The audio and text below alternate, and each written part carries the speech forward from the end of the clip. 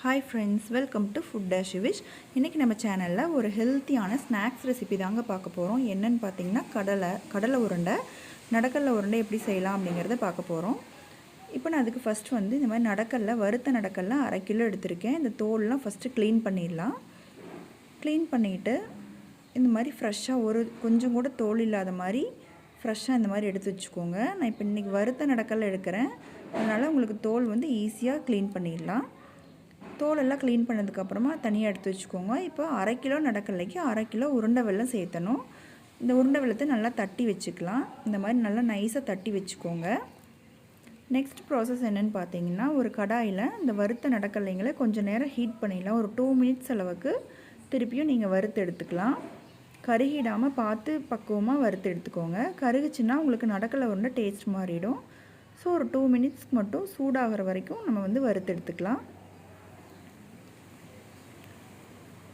கொஞ்சம் கூட கருகாம பாத்துக்கோங்க. இப்போ ஒரு 2 மினிட்ஸ் ஆச்சு. நம்ம இத தனியா எடுத்து மிக்ஸி ஜார்ல சேர்த்திக்க போறோம் இப்போ 2 மினிட்ஸ்க்கு அப்புறமா நம்ம ஒரு ட்ரையான மிக்ஸி ஜார் எடுத்து அதில ஆட் பண்ணிக்கலாம். மிக்ஸி ஜார்ல தண்ணி இல்லாம பாத்துக்கோங்க.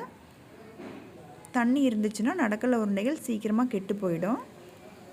சோ தண்ணி இல்லாம பாத்துக்கோங்க. இப்போ அத ஆட் பண்ணிடலாம் நடக்கல்லைய ஃபர்ஸ்ட் ஆட் பண்ணிட்டு அத மட்டும் தனியா கோர்ஸா அரைச்சு எடுத்துக்கலாம். இப்போ எல்லாத்தையும் ஆட் பண்ணியாச்சு. ஜஸ்ட் ஒரு திருப்பி இந்த மாதிரி கோர்ஸ் பவுடரா நீங்க அரைச்சு எடுத்துக்கோங்க. ரொம்ப நேரம் நைஸா அரைச்சிர வேண்டாம். இப்போ இந்த மாதிரி அரைச்சு எடுத்துட்டு இது கூட வெல்லம் ஆட் பண்ணலாம். வெல்லத்தையும் நீங்க பாதியா ஆட் பண்ணி நீங்க அரைச்சு எடுத்துக்கோங்க.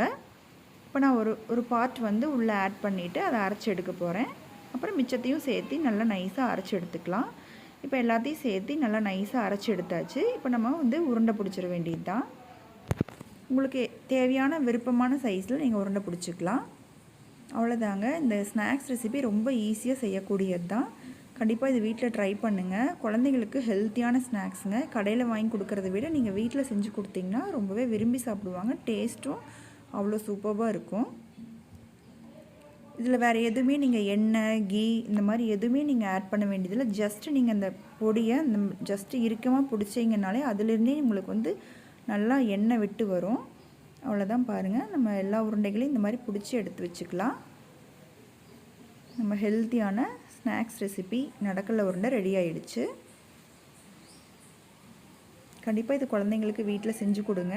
செஞ்சு கொடுத்துட்டு எப்படி இருந்ததுன்னு எனக்கு கமெண்ட் ஷேர் பண்ணுங்க. நம்ம வீடியோ பிடிச்சிருந்ததுனா லைக் பண்ணுங்க, ஷேர் பண்ணுங்க and நம்ம சேனலை சப்ஸ்கிரைப் பண்ணுங்க. Thank you friends.